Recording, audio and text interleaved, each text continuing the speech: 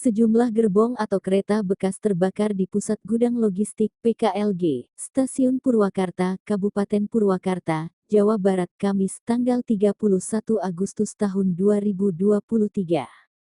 Api terlihat di sekitar PKLG pukul 11.10 waktu Indonesia Barat dan membakar 8 kereta bekas. Manajer Humas PT Kereta Api Indonesia Daerah Operasi, DAOP, 2 Bandung Mahendro Trangbawono mengatakan kebakaran terjadi di gudang logistis yang berada di samping area stasiun Purwakarta.